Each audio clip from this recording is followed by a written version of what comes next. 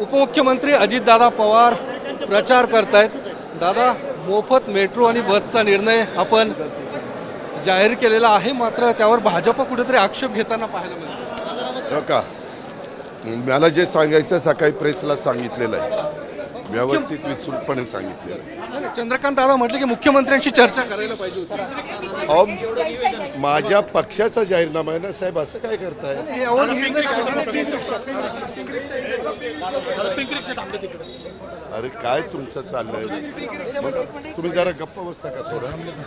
जिथं काम करायला पाहिजे। तर अजितदादा पवार यांनी ज्या पद्धतीने चंद्रकांत पाटील यांनी जो काही आक्षेप नोंदवलेला आहेत तो मी पूर्ण विचार करून निर्णय घेतलेला आहे आणि एकूण ज्या पद्धतीने या निर्णयावरती एकूण जे काही आक्षेप भाजपकडून घेण्यात आलेले आहेत त्यावर तो माझा पक्षाचा जाहीरनामा आहे असं अजितदादा पवार यांचं म्हणणं आहे।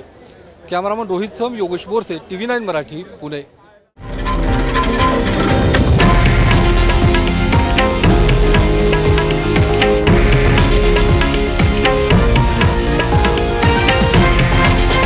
हे आहे देशातील नंबर 1 न्यूज नेटवर्क आणि आपण पाहत आहात TV9 मराठी, एकमेव।